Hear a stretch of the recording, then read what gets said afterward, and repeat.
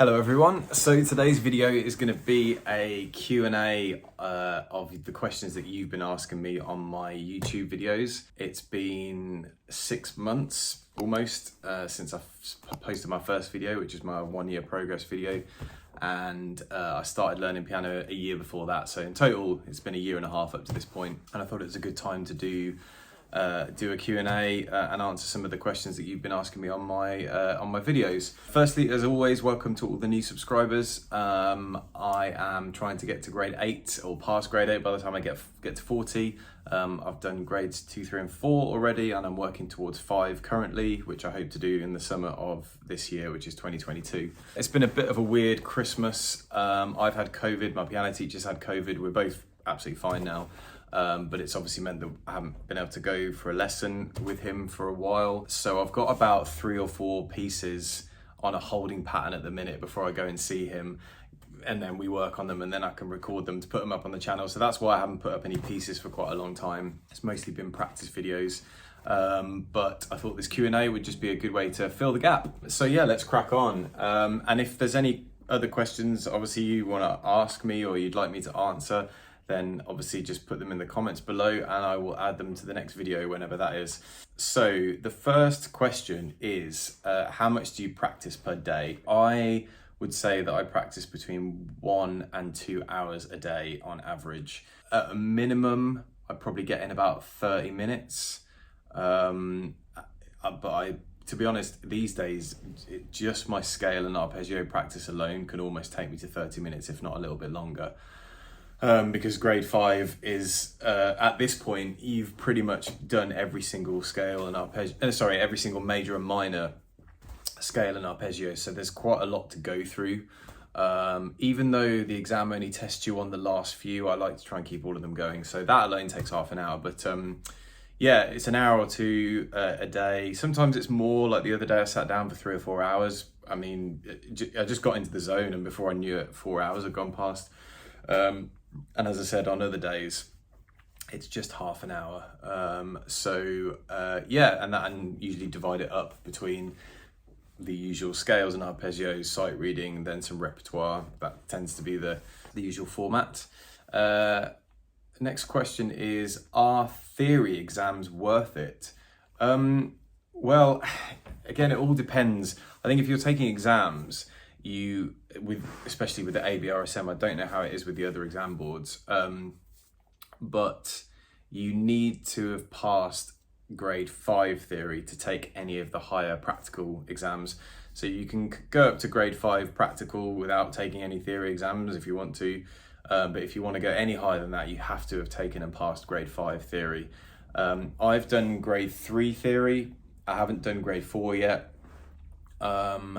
I'm not sure whether I'm going to do grade 4 theory. I may just jump up and do grade 5. I haven't decided yet. But in terms of when I would be looking to book grade 6, which is a long way off, I reckon we're talking maybe summer 2023. So a good 1.5 years away. So I've got all that time to do grade 5 theory. So, but I think to go back to the question, are theory exams worth it? Yes, they are. In the sense that I think theory is worth doing. The more theory I do, the better time I have sitting at the piano, the easier it is to understand pieces. Just understanding terminology alone, Italian terms, German terms, French terms are starting to come up now. Rhythms, time signatures, note values, it's all really relevant. My piano teacher, I think, took grade 5 theory when he was learning a long time ago, but didn't take any of the other ones after that, 6, 7 and 8. But then obviously he went on and did music degrees and all that sort of thing. But before he did his music degrees, he took his theory because it all just plays into your piano playing. So yes, I do think they're worth it, is the short answer to that. The next question is, why did you choose ABRSM? So to be honest, at the beginning, I wasn't aware of any other exam boards. I just wanted to get on and play piano. And when I talked to my teacher about taking exams, we just from the start just talked about ABRSM. That was the exam board that he took his exams through. My dad also, I said on the previous video, also took his exams through ABRSM. They are, I think, still the most common exam board here in the UK. They weren't the first exam board. I think Trinity were first. It's like 1870 odd or something. I think ABRSM came 10, 20 years later. But I think they're still sort of considered the main exam board here. To me, it looks like they provide a good progression. Like I said, I'm working towards my grade 5 at the minute, and at this point, I will have worked, or I am working through every single major and every single minor scale. So by this point, you have a really good understanding of all the keys, and you know, it's the repertoire lists are quite good.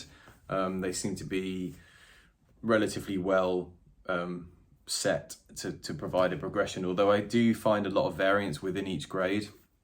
In every grade that I've done so far, I've tried to play as many of the pieces as I can from the repertoire list before then choosing one as an exam, or choose 3 as for the exams. But there seems to be quite a big variance. There's always a piece which is, you know, I feel like should be at the grade before, and there's always a piece which is a lot harder that I feel almost should be a grade higher. So there is a bit of that going on, but I think it's probably the same in other exam boards. It's not specific to the ABRSM, that. Number 4, do you recommend the piano? Do you recommend the piano? Yes, I do. I think, obviously, it's as an adult, I think it's something that's been really great to pick up. It's given me something to focus on, something to work on. It appears to be such an instrument that takes such a long time to get anywhere decent with, that it's probably going to keep me going for an entire lifetime, and that's attractive to me. So yes, I think it's a really good idea. Everyone will have their own reasons for playing the piano, and I would certainly recommend it. Next question, are you learning with the Taubman technique? Well, I actually don't know. I don't know what the Taubman technique. I may well be learning via the Taubman technique, but I don't know if I am. My teacher, if he is teaching me with a certain technique, certainly hasn't told me. I'm just learning with his technique, whatever that is. And it seems to be going all right. It's probably just an amalgamation of all the teaching he's had, and he teaches me in the same way. Maybe I should tell you a bit about him, so if I can remember. So he did all his grades when he was younger, and then I think he went and did a music degree at a university, and then he went on and did another course, degree, masters, postgrad, something like that, at Guildhall as an opera repetiteur. So his sight reading is ridiculously good. But so whatever techniques he's picked up along the way, that's what is presumably teaching me with. So that I don't know what the Taubman technique is. Maybe I'll look it up and then I'll get back to you. Next question, how many pieces do you usually work on at once? So that would be 2 to 4 usually. I never really work on one piece at a time because it just feels too focused. I can only really work on a piece for half an hour to 40 minutes a day before I start to get a little bit sick of it. Not sick of it, just a bit bored, and then I want to move on to something else, which is usually, as I say, a second piece. Sometimes I'll have usually it's about 3 pieces. It's quite easy to keep 3 pieces going at the same time. It's easier in a way the more pieces you have, because then you can vary up your practice and you don't get bored. So next question, is there a list that you look at to find songs at your level? That's a really good question. No, well, I look at the exam piece list for the grade that I'm doing, and I try and treat it not as a list where you just pick one and you just do that off each of the categories A, B, and C. I try and use the whole thing as almost like a repertoire list and listen to them all and go, oh, which ones do I like? And then I try and play them through and get them to a relatively performance ready state, all in the run up to the exam. And then when I'm closer to the exam, then I'll pick one from each category, and I might have done 2 or 3 from each category at that point. I might not have played them 100% and got them to exactly where I want them to get to, but I might have played them probably to sort of 80% readiness. And then the ones that I pick for the exam, I'll take to as close to 100% as I can. But aside from that, how do I find level appropriate pieces? So I go on the internet and search for the main way I do it is I search for old ABRSM syllabus lists, and I just listen to pieces on them and go, oh, that looks good. I look at, to be honest, I don't listen to every piece, but I'll look at composers that I already like. And if they've got another piece that's, say, at the moment, grade 5, I'll write it down and listen to it on Spotify. And then I'll decide whether I'd like to give it a go or not. And I've almost started to compile my own lists of pieces that I want to play. I mean, I've done that for grades 6, 7, and 8 as well. Like I think most people have, like they have this dream list of pieces that they'd like to play. But I think the internet is your friend when you're finding pieces at your own level. I have a look at the ABRSM forums. There's the Adult Learners Forum on there.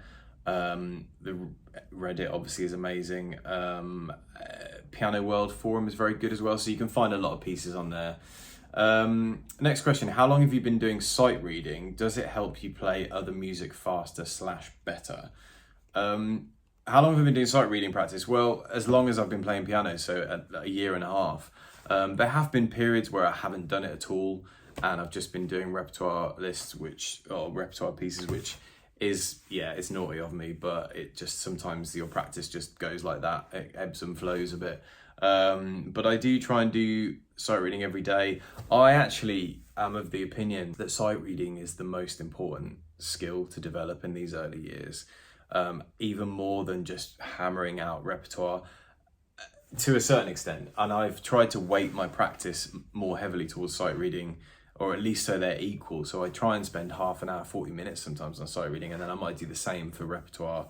I think sight reading is something that really lags behind for a lot of beginners, especially adult beginners, because their concept of harder music is quite developed, even though they can't play it. So they sort of want to jump to that level and stop worrying about sight reading, which you have to do at a much more basic level, and that can get really annoying after a while, or just people don't even start to do it at all.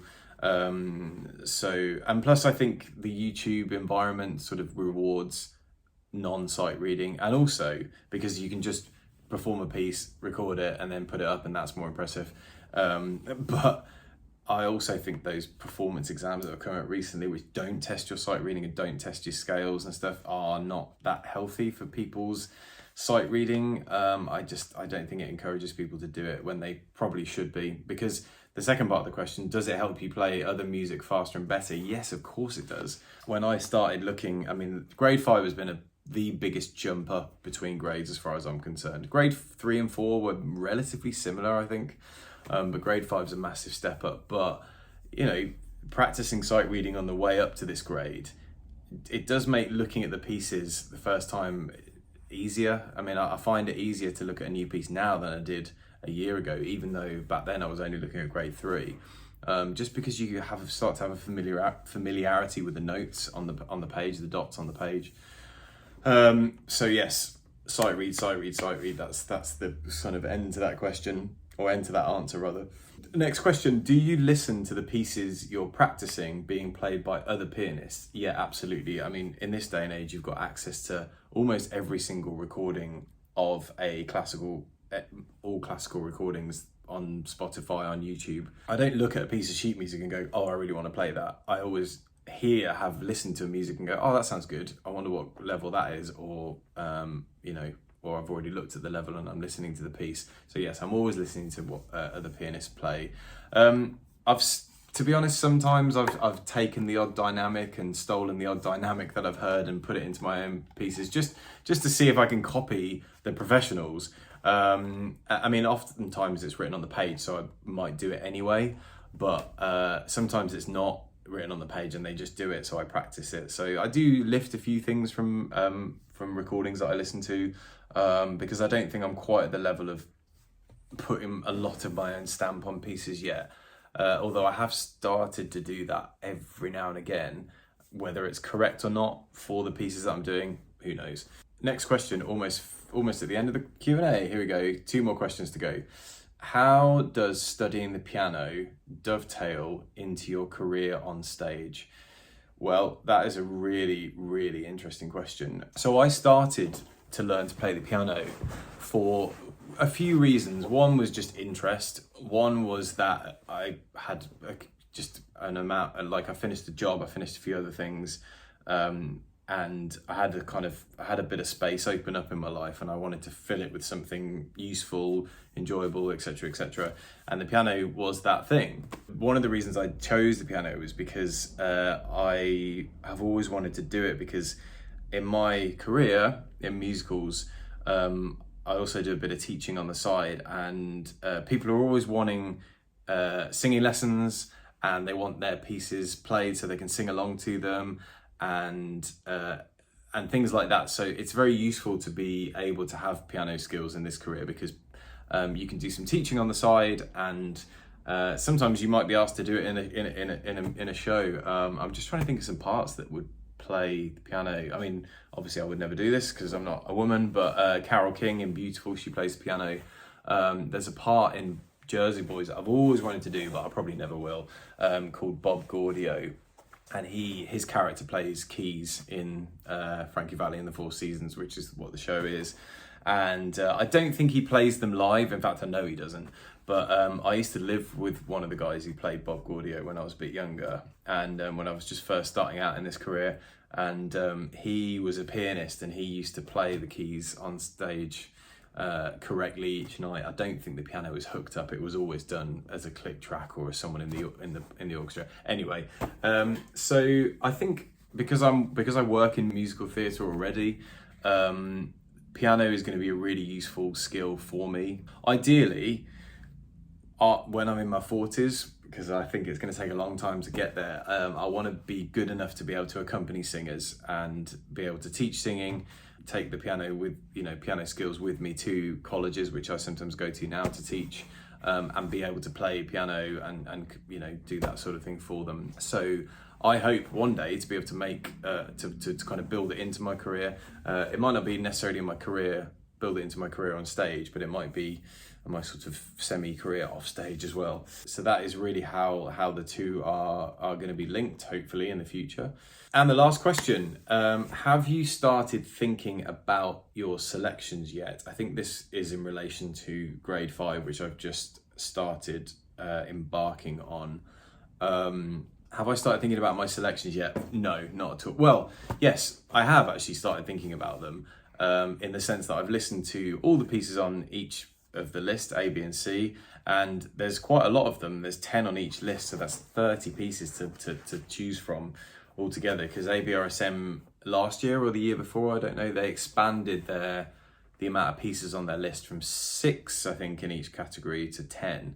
So it went from 18 pieces to 30 pieces. So there's a lot to look at and choose. My style, if you could call it that, of going through these exams that was encouraged to me by my teacher early on was not to just pick one piece from each list and just play that for 6 months or a year in the run up to the exam. I think I did that for grade 2. I mean, I only had like 2 months to prepare for it, but we were just playing the same pieces over and over again. And then my teacher sort of said, why don't you have a little look at this in the book and this as well? And we just, even though I had all the exam pieces kind of ready to go, we then spent the last few weeks before the exam looking at other pieces. And I sort of noticed that, and then when I went into grade 3, I went right, and I ended up doing like 20 odd pieces, I think, for grade 3. I didn't record all of them and put them up on the channel. I just could see that I was getting more benefit out of going for quantity over quality, in a sense. It's like what I said earlier on one of the other questions, getting more pieces up to about an 80-85% readiness level is going to be much more value than getting 3 pieces up to 100% readiness. It's going to do so much more for you. So at this point, I'm only 4 weeks into looking at the grade 5 material. In fact, let me show you which ones selections I like so far, which pieces I like so far. Category A, I like the Bergmuller piece, Les Chevaleresque, I think is how you say it. I did Bergmuller for grade 2 and grade 3, and I was a little bit done with Bergmuller for my grade 4. And I think there was a Bergmuller piece for grade 4, and I chose not to do it because I was just a bit sick of it. But now I've had a break from Bergmuller, I'll go back and do this Les Chevaleresque. The other pieces that I like are the Beethoven Bagatelle, obviously, which I've been doing recently. I'm going to record that soon because it's pretty much getting there. I really like the Mozart theme variation 1 and variation 5 from his 12 variations. Can't pronounce the French, but K265. I also like the Bach Invention number 8 in F. And I also like the Handel Toccata in G minor. So that's 5 pieces from the A list. Whether I'll look at them all, I have time to look at them all, I don't know. The B list, I really, really like Amy Beach's Arctic Night. I also love Federico Monpu's La Barca. It's just, in fact, I'm gonna probably have a look at that next because it's just so beautiful. And obviously, I didn't realize when I'd played it before, but Schumann's Kinderscenen number 1, the Of Foreign Lands and People is on there. So I've already sort of got that ready if I needed to use that for the exam. I probably won't, but I love that piece as well. The C list I wasn't particularly impressed with, so there's only 2 pieces on there that I like. The first one is the jazz piece, which is Dennis Agay, Blue Waltz, and also obviously Einaudi's Elegy for the Arctic, which I've already looked at. So it's only 2 pieces for the C list. So my exam pieces will be one of those. How many pieces? 1 piece out of the 5 that I like in list A, 1 out of the 3 pieces in list B, and 1 out of the 2 pieces in list C. So yeah, I'll probably pick them a bit later in the year. I hope to do the exam in June, possibly July, whenever the summer exams are. So I expect I'll pick the exam pieces around April time.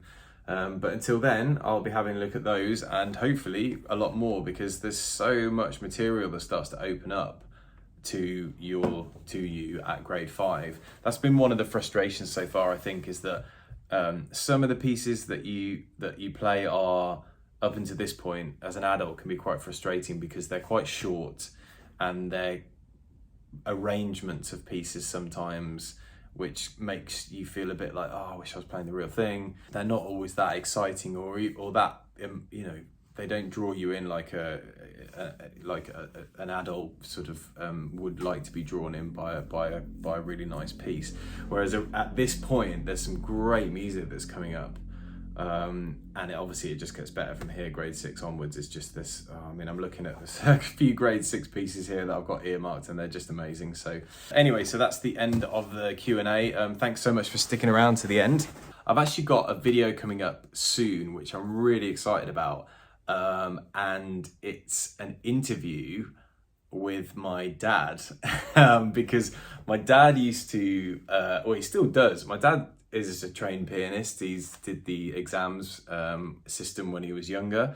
When I say younger, I mean like in the 50s or the 60s, because my dad's 75, and he eventually started playing piano for a band. It was like an old rhythm and blues band, and that band went on to support Tom Jones and the Moody Blues, if I can remember correctly. So I'm gonna do a little interview with my dad, and we're gonna talk all things piano. So yeah, look out for that. It's gonna be really exciting. Cool. Thanks so much. And if there's any other questions that you want to ask me, obviously put them in the comments below, and I will keep track of them all and put them in another video soon. So yeah, stay tuned.